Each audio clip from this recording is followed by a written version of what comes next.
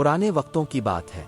एक घने जंगल के किनारे एक नेक वली अल्लाह रहते थे, जिनका नाम हजरत अब्दुल गफूर था। वो एक छोटी सी कुटिया में अकेले जिंदगी गुजारते, दिन रात इबादत और जिक्र में मशगूल रहते। गांव वाले उनसे बेहद मोहब्बत करते और दुआ लेने आते।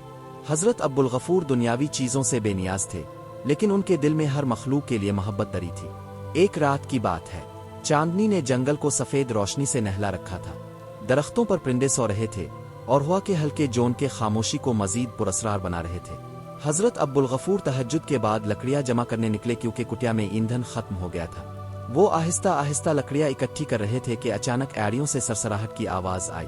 दुए एक लम्हे में सामने का मंजर बदल गया। झाड़ियों से एक देवहैकल सांप निकल आया। इसका जिस्म दरख्त के तने जितना मोटा, आंखें दहकते अंगारों की तरह सुरख और जुबान खौफनाक आवाज के साथ बाहर निकल रही थी। आम आदमी तो भाग खड़ा होता, मगर हजरत अब्दुल गफूर जमीन पर सुकून से बैठ गए। उन्होंने बिस्म अल्लाह पढ़कर नरमी से कहा, ए अल्लाह की मखलूक, मुझसे खौफ ना कर, मैं तुझे नुकसान नहीं पहुंचाऊंगा।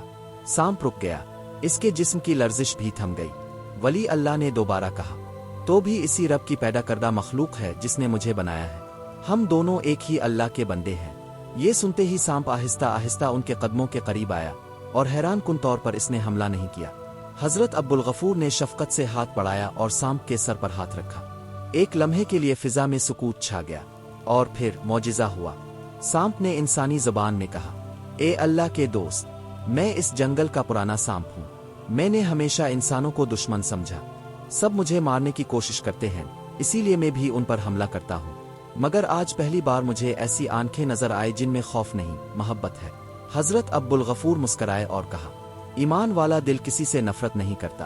अगर चाहे तो हम दुश्मन नहीं, दोस्त बन सकते हैं। सांप ने सर झुकाकर वली अल्लाह के कदमों को छुआ।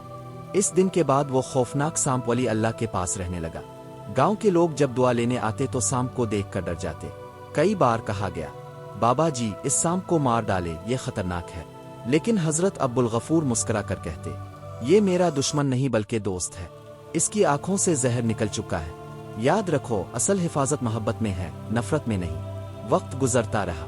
वली अल्लाह की कुटिया के करीब अब एक अजीब मंजर नजर आने लगा। एक खौफनाक सांप जो कभी दहशत की अलामत था, वली अल्लाह का पहरेदार बन गया। बच्चे हैरत से इसे देखते, कुछ खौफजदा रहते, मगर दिलों में वली अल्लाह के लिए एहतराम बुढ़े न। हजरत अब्दुल गफूर ने मुस्करा कर कहा, ये मेरा दोस्त है, अल्लाह ने इसे मेरा मुहाफिज बनाया है। ताजिर ने कहा, बैज, कैसे मुमकिन है कि एक जहरीला सांप आपकी खिदमत कर रहा है?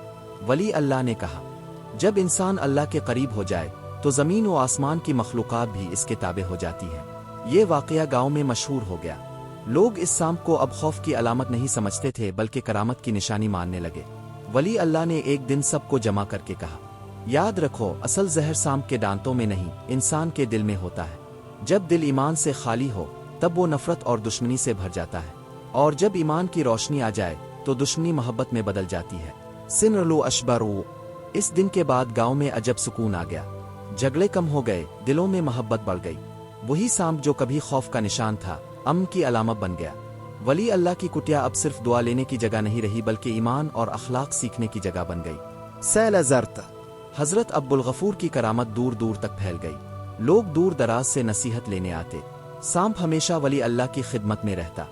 अगर कोई बुरा इरादा करके आता तो सांप की एक झलक इसे डरा कर भगा देती, लेकिन नेक नीति वाला इंसान इसके करीब भी बैठ सकता था। वक्त आया, हजरत अब्दुल गफूर का विसाल हुआ।